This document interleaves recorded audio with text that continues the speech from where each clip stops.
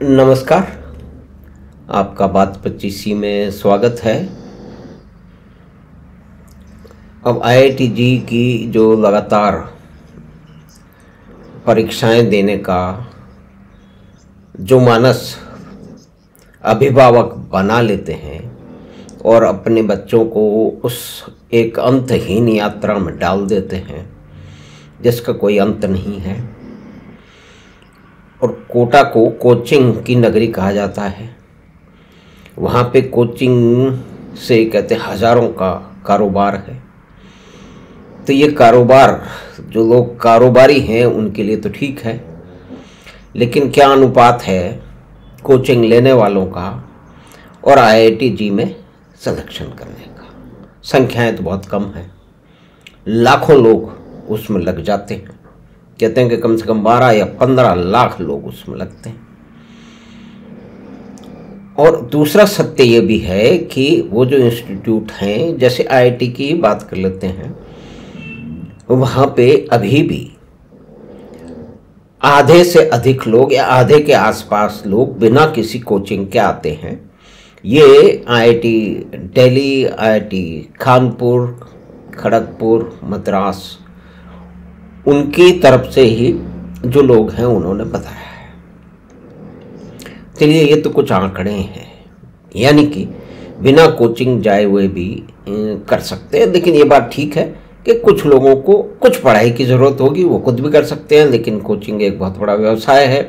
घर वाले लोग और कई बार जो छात्र हैं वो भी ये मानते हैं कि शायद कोई कमी रह जाएगी, मैं कोचिंग में नहीं जाऊंगा तो। और बड़ा भारी एडवर्टाइजमेंट होता है, विज्ञापन का बड़ा असर पड़ता है।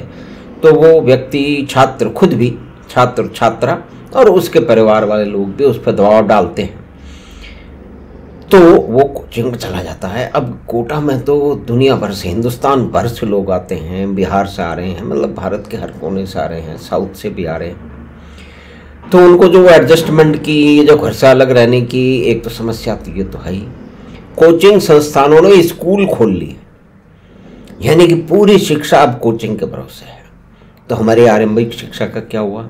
हमारी कॉलेज शिक्षा का क्या हुआ? वहाँ पे बहुत सारे पढ़ाने वाले पढ़ाकू लोग हैं, वो भी पढ़ा देते हैं, घर पे पढ़ा देते हैं, वो एक अलग बात है। लेकिन ये जो गला काट प्रतिस्पर्धा है, इसमें जो छात्र पे असली जो दबाव होता है वो परिवार का होता है। और एक अंतहीन जो एक प्रतिस्पर्धा है, एक चूहा दौड़ है। बच्चे का मन क्या है? अब एक पत्र पढ़ लेते हैं, एक छात्रा का पत्र है जो कि 90% से ऊपर नंबर लाया करती थी। अब उसका नाम वगैरह तो नहीं बता सकते हैं, लेकिन उस छात्रा ने आत्महत्या कर ली। और कोटा में काफ़ी लंबे समय से आत्महत्याएं जो कोचिंग की में जो आने वाले छात्र हैं वो करते रहे हैं। मुख्य कारण ये है कि लगातार जो है एक दबाव रहता है बच्चे पे। हर हफ्ते में परीक्षाएं हो रही हैं, तो एक अंतहीन है, ना उनको कोई खेलने कूदने का समय है, ना कुछ और। एक फैक्ट्री की तरह से इनको औजार बना दिया गया है, एक पुर्जा बना दिया गया है। और उसमें मुख्य दोष परिवार का है, समाज का है, और जो संस्थान है उनकी जो भ्रामक और आकर्षक विज्ञापन है उनका है। तो इस बालिका की जो बेचारी नहीं रही, जिसने अत्यधिक दबाव के कारण आत्महत्या कर ली, उसका पत्र अखबार में कुछ दिनों पहले छपा था, सोशल मीडिया पे भी आया था। तो उसको पढ़ लेते हैं। उसमें बहुत सारी चीज़ें सामने आती हैं कि बहुत सारे बच्चे, उसने तो लिख दिया, कुछ और भी हम देखते हैं तो कुछ लोग लिख रहे हैं, कुछ ऐसे भी हैं कि जो आत्महत्या करने की कगार पे पहुंच के वापस चले आए, अपनी हिम्मत के कारण, अपनी शक्ति के कारण, अपनी समझ के कारण। तो एक तो ये एक मुख्य बात है। तो उस पत्र को पढ़ लेते हैं।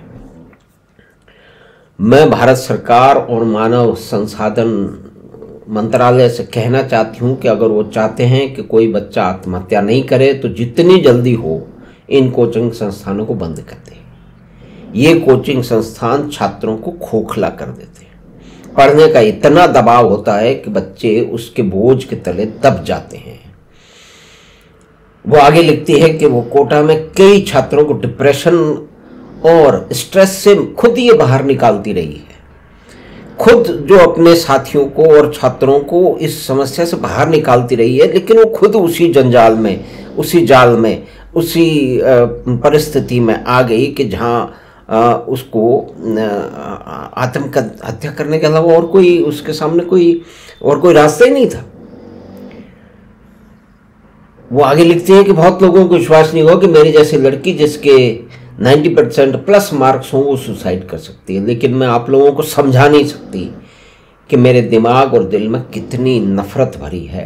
उसने अपनी माँ के ऊपर लिखा है कि माँ, मेरे बचपन और बच्चा होने का आपने मुझे फ़ायदा उठाया, मुझे विज्ञान पसंद करने के लिए मजबूर करती रही, मैं विज्ञान पढ़ती रही, इसीलिए पढ़ती रही क्योंकि मैं आपको खुश कर सकूं। ये कितनी बड़ी वेदना है एक बालिका की, एक छात्रा की। मैं क्वांटम फिजिक्स और एस्ट्रोफिजिक्स जैसे विषयों को पसंद करने लगी और उसी में बीएससी करनी चाहती थी, लेकिन मैं आपको बता दूं मुझे आज भी अंग्रेजी साहित्य और इतिहास पढ़ना अच्छा लगता है। अब एक साहित्य और इतिहास में रुचि रखने वाली बालिकाओं को उसके माता पिता ने आईआईटी में घुसने के लिए, इंजीनियर बनने के लिए, बड़ा मोटा पैसा कमाने के लिए, अपने साथियों से आगे निकलने के लिए, अपने परिवार में लोगों से आगे निकलने के लिए, अपने पड़ोसियों से आगे निकालने के लिए उस बच्चे को झोंक दिया उसमें।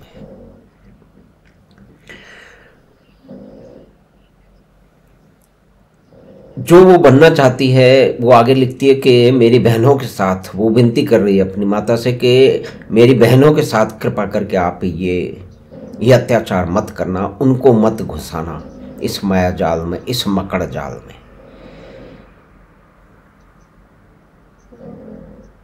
तो ये पढ़ करके हमें क्या लगेगा? ऐसा लगेगा कि हम बच्चों को एक अति अमानवीय दबाव डाल करके उनको प्रतिस्पर्धा की एक कुश्ती में उतार देते हैं, जिसमें रोज परीक्षाएं हो रही हैं, सुबह से शाम तक पढ़ने के अलावा और कोई काम ही नहीं, मशीन बना के रख दिया है।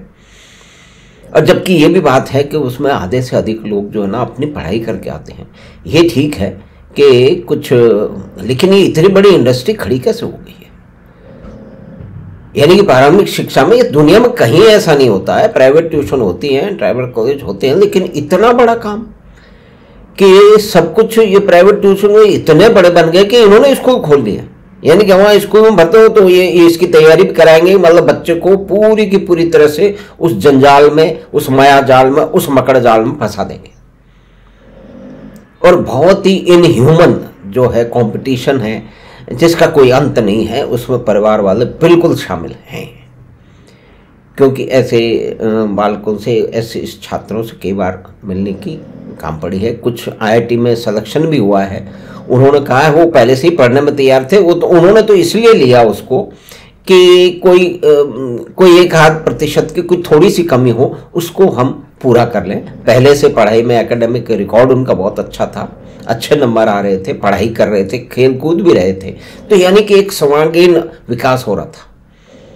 तो इस बैलेंस परिस्थिति में सोच समझ करके उनके माता पिता ने भी कोई बहुत ज़्यादा दबाव नहीं डाला कि तुझे यही करना है, तुझे इंजीनियर बनना है, तुझे आईआईटी में घुसना है। अगर तू आईआईटी में नहीं घुसा, तेरा जीवन नर्क है,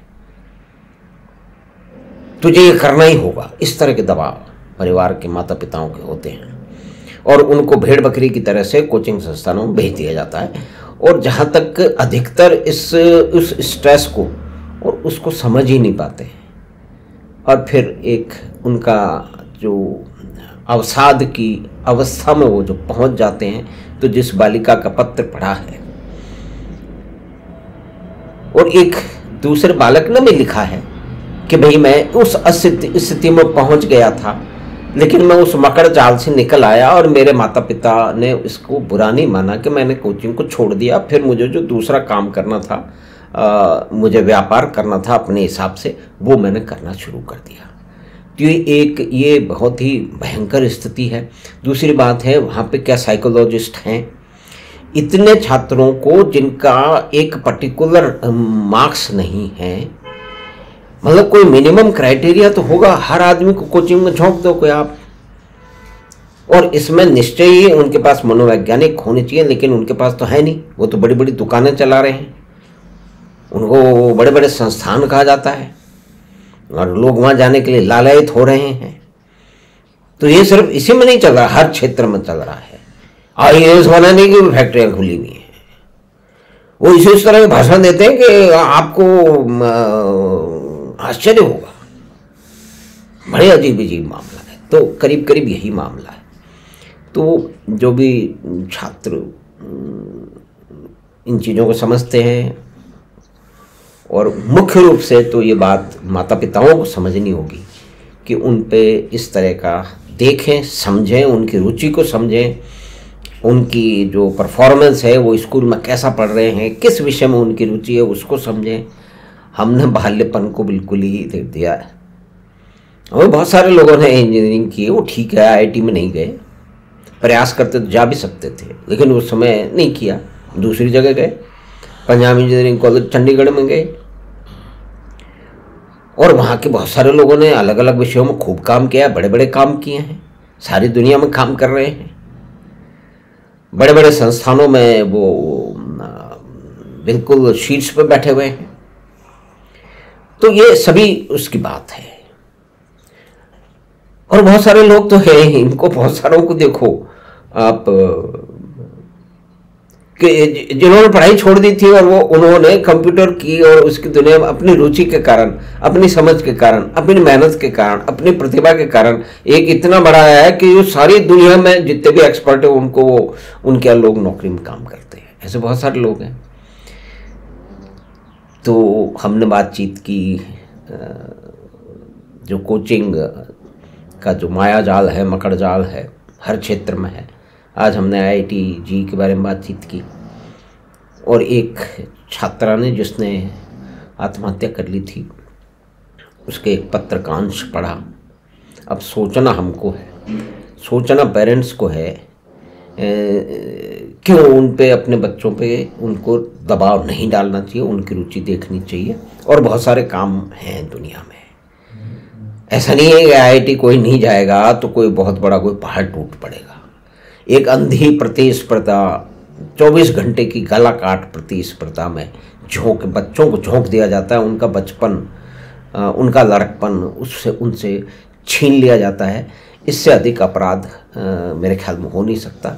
भारत में ये अपराध सबसे ज़्यादा होता है, भारत में इस तरह के अपराधी सबसे अधिक हैं, और वो अधिकतर माता पिता हैं, अभिभावक हैं जो इस तरह का अपराध करते हैं।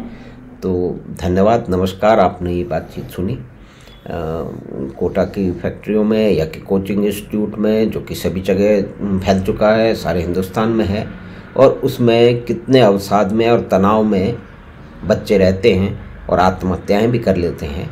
सरकार की तरफ से प्रयास किए गए हैं, लेकिन उनका कितना निर्वाह होता है या नहीं होता है, ये तो सरकार के लोगों को और अफसरों को देखना पड़ेगा। अब जिस तरह से सरकारें चलती हैं, अफसर लोग काम करते हैं, तो उसमें जो होना है वो होगा। तो हम आपसे फिर मिलेंगे बात 25 की अगली बात में। आप चैनल बात 25 को सब्सक्राइब करें और लिंक अपने मित्रों और परिवार के साथ साझा करें। हम आपसे फिर मिलेंगे बात 25 की अगली बात। धन्यवाद, नमस्कार।